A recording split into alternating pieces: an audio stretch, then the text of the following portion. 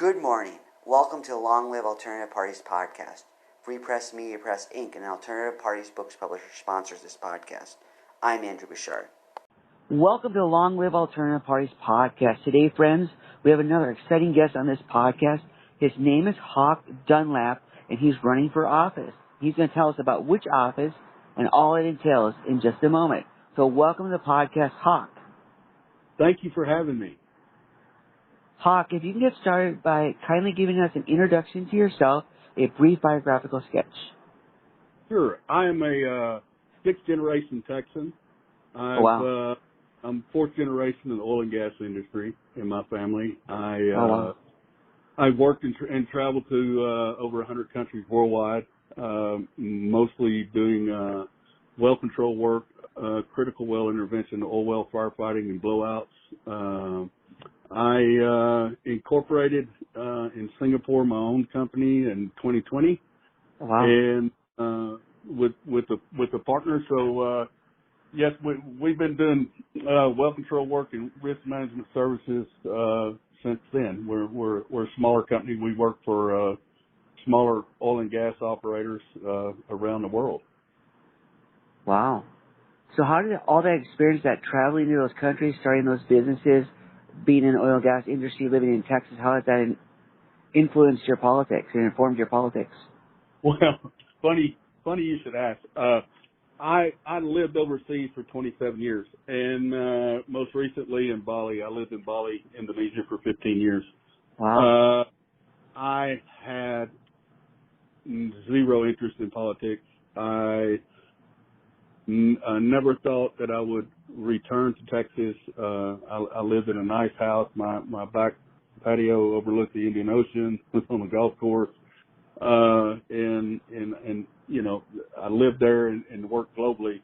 In 2021, in November 2021, I flew to Nigeria for a blowout, and upon completion of that job, I was flying home through Doha, and I got word that my mother was needing a heart valve replacement. So I turned around and flew home to Houston, and hadn't been in the United States for almost 4 years. Wow. And thought I would hang out through the holidays, but I got locked out because of COVID, and I couldn't get back to Indonesia, and so I waited it out.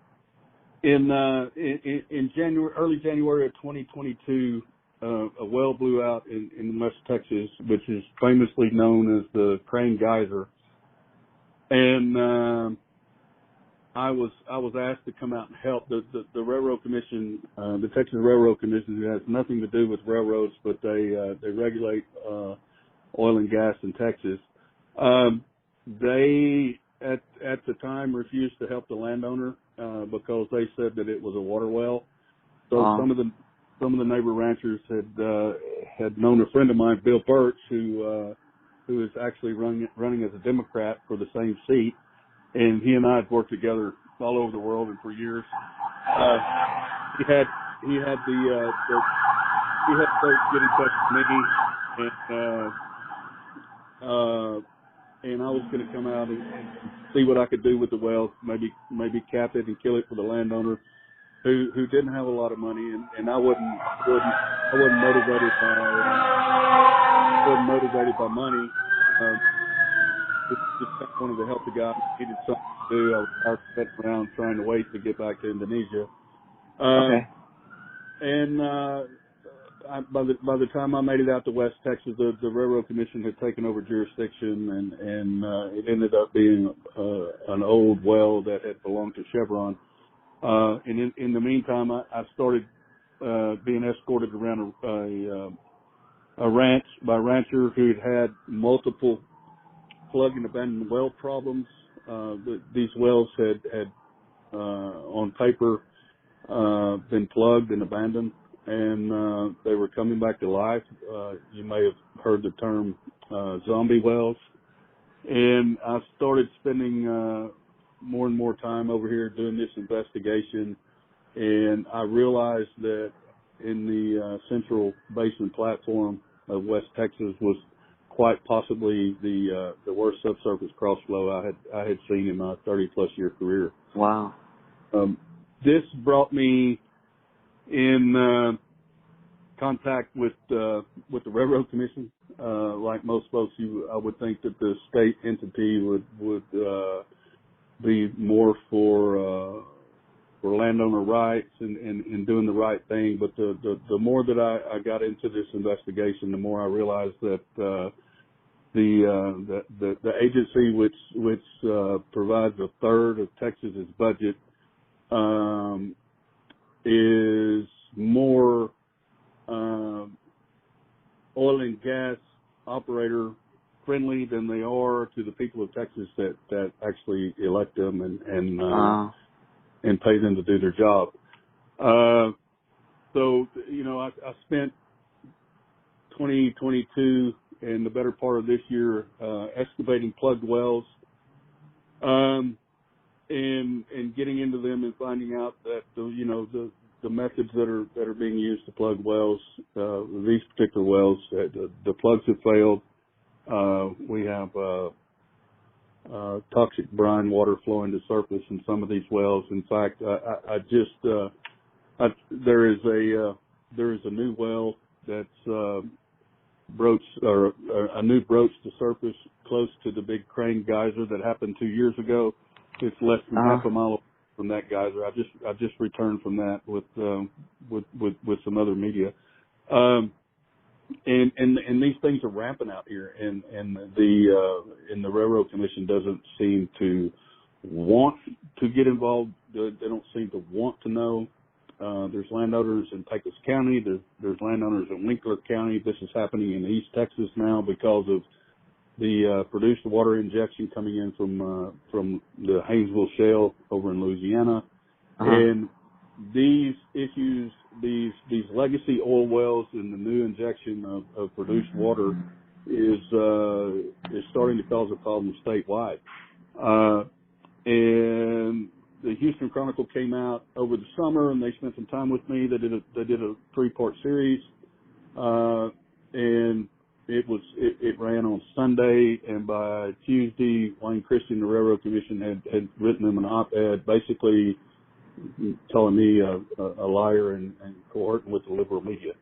So I was given the opportunity last month to put my name on the ballot for the Libertarian Party, which I'm quite honored to do, and that's the party I'm going to run for. And okay.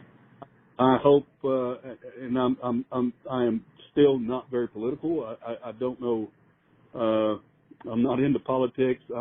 I talk straightforward, and I have more action than I do using words. And so it's going to be a great learning curve for me, and I'm looking forward to the challenge personally.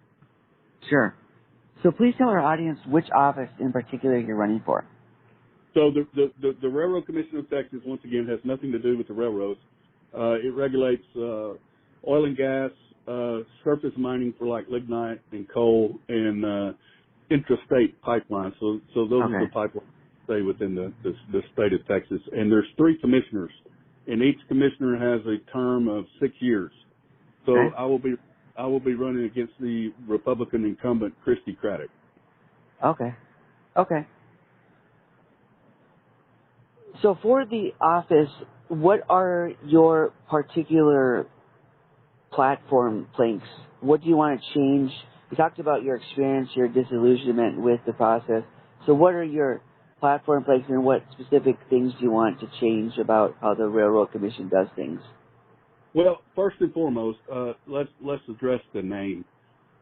Historically, the Railroad Commission, they were in charge of railroads at the time. And then, in the oil boom in the 1930s, they moved a lot of oil by rail, and so they lumped oil and gas into the Railroad Commission, and the name is kind of the name is stuck, and it continues to remain called that. Now, we have thousands of people moving to Texas every month from all over the country, and you mentioned Railroad Commission to them, and they think about, the railroad crossings being blocked, and they need to report it. and that's not the case. The name itself is misleading, and it doesn't allow people the ability to actually see how the agency functions and what their role is in state government. And so it's a very misleading name, for one. And even though the oil and gas industry contributes a third of Texas budget every year, Texans themselves and Texas as a whole, I grew up in the industry, so I knew what the Railroad Commission was, and then people who grew up in the oil fields, they knew. But multi-generational families growing up in the oil business are starting to dwindle down, and so the economy of Texas has expanded so much. It's not so much dependent on oil and gas as it used to be in the past. Oh, it isn't. And I think it's prudent and it's intellectually honest to have a name of the agency that reflects what the agency actually does. And sure, yeah. So they've tried several times in the past, as I understand, and they've failed. But they've tried to do it politically, and I think that there's a much stronger and aggressive way to get this done, and I think it's important that we do it now with all our new residents coming. Secondly, having worked with the Railroad Commission, I've seen them. The agency itself is incompetent. It is. From the top down. There used to be a symbiotic relationship between oil and gas operators and landowners, and as a kid, I remember that. People worked and lived well together. And it's not that way anymore. And you won't believe the number of landowners that have reached out that are having their rights as landowners being trampled over by, there's ranchers in Pecos County that have, 13 or 14 leaking wells on their place, and they can't get the Railroad Commission to force the operator to look after these things. And the operator's entitled to use what part of the land is reasonably necessary to produce the minerals and to produce the oil and gas and the landowners and the people of Texas are just being run over, and the Railroad Commission is more leaning toward the promoting the economics of the oil and gas than protecting the citizens. And I think we're going to have to dial it back. And for the agency itself, it's going to have to be gutted. People are going to have to. There's going to have to be a massive cleanup of the agency and getting rid of the dead weight, and starting to bring in experience. But the problem with that is the agency's pay scale is so low, you're not going to bring in experienced people to do the job that needs to be done at the agency. So the bad ones are going to have to go, and the good ones are going to have to be well compensated for that, and we're going to have to start hiring experience. And there's other things in the industry. We've got a huge experience gap, and we've got to start getting some young people excited about working in the oil and gas industry and start not training them, but teaching them to do things the right way. I mean, I'm fixing to be 54 years old, and I need a group of young people to pass down my knowledge and experience to, so that when I'm done, they can continue to know how to do things the right way. And sure. And I think this election cycle for the Railroad Commission office is a turning point. I mean, look, I think including myself, I think there's 8 people running for one seat. Wow. And so there's myself and 7 other people that think that they can do a much better job than Christy Craddock, and I'm sure they could. Her father is Tom Craddock. I think he is the longest sitting representative ever in the history of Texas. Been sitting there 50 plus years, which Wow. I think he should be the poster child of why we need term limits in Texas. And he supported his daughter by giving her money and got her elected. Historically, the Railroad Commission office has been a stepping stone to higher offices.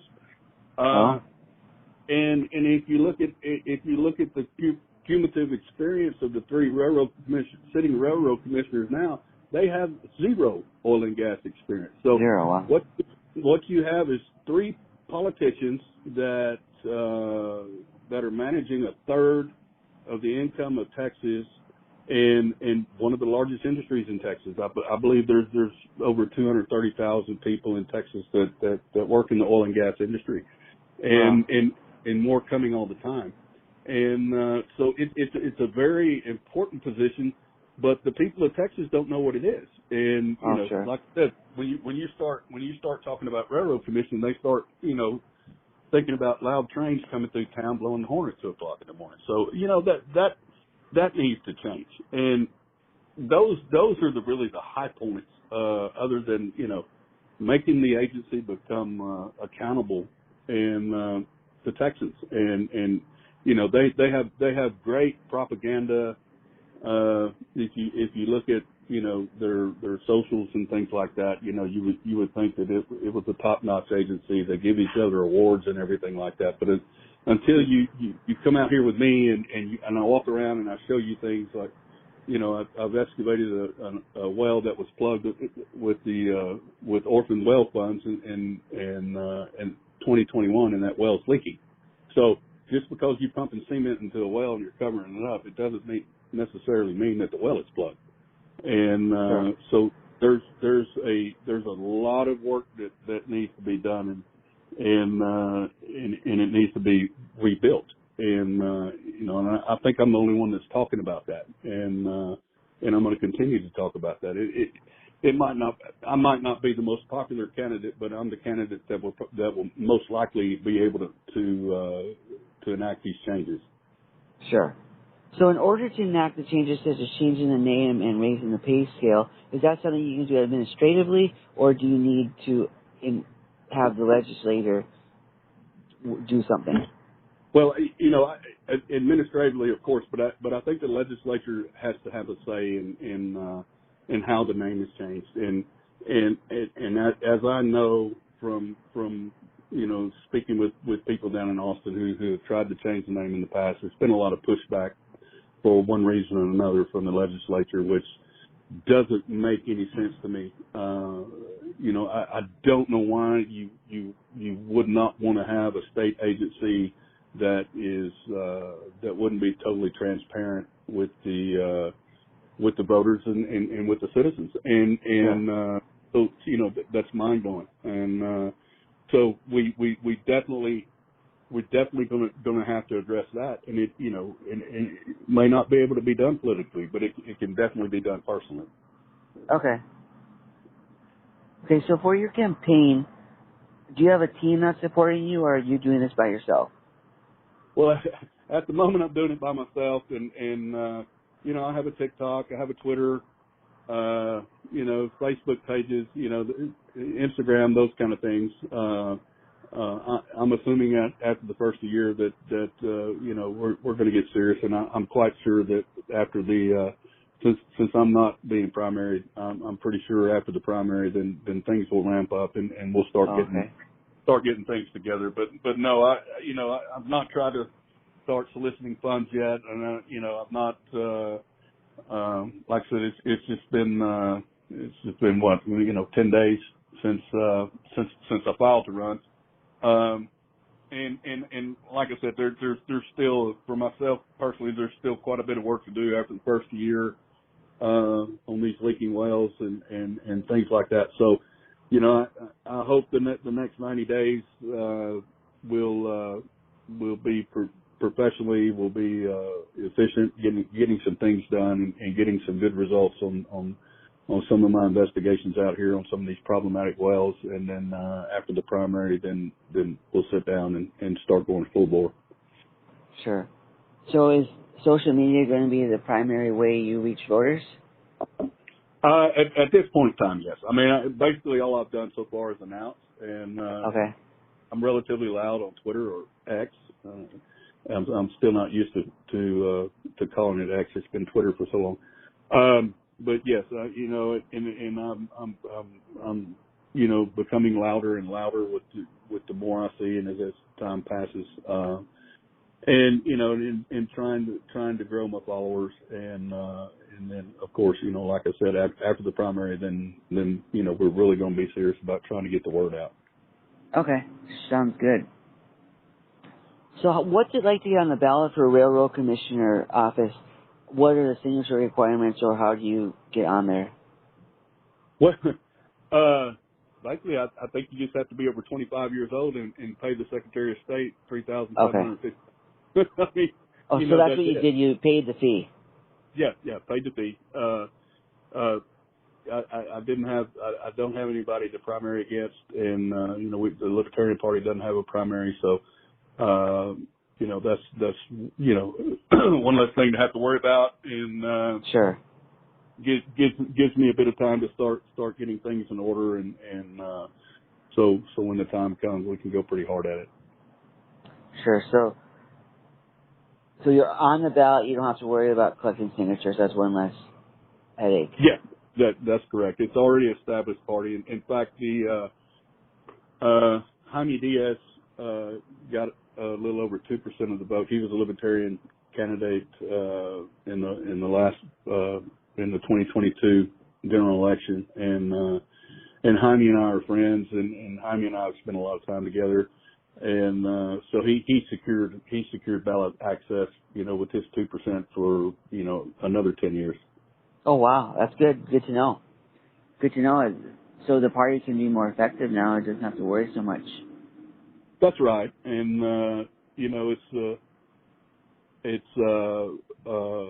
you know, they have access for 10 years, and you know, the party has 10 years to grow and try to get some more people. And you know, and to be perfectly honest, you know, I was Republican for the better part of my life, and you know, and things have changed so much in the Republican Party lately. I don't fit there. I don't really fit as a Democrat. So like most of the people in Texas, you know, we're kind of party homeless, and so I hope the Libertarian Party will attract some of that, and you know, get some more people on board and some more support and start to grow the party. All right. So how can our audience support you in your campaign? Well, for right now, I mean, I'm quite happy to have more followers on X. It's at Hawk Dunlap, at Hawk Dunlap on TikTok, and Hawk Dunlap on Facebook, and of course you can find me on LinkedIn as well. And Okay. you know, I use my real name. I don't have any handles, so you know, I should be really easy to find, and I love to engage. And like I said, you know, my lane for now is running for Railroad Commission is strictly you know, the regulations are fine. What we already have, we need enforcement of these regulations, and we're not seeing that. And that's good. That's going to be a big part of my job when elected is, you know, is on the enforcement side and getting some good quality people that have the experience to actually run the office for Texas. Sure. Sounds good. All right, Hawk. It was good to hear about your campaign, about what your office entails, and your personal experience, all that stuff. And I appreciate you having me on. Sure. We wish you all the best in your campaign and your career and all your personal and professional endeavors. Thank you very much. And maybe we can try to do this again sometime next year, and we can do an update. There we go. Sounds like a plan. All right. Take care and all the best. Great, buddy. Thank you. Bye now.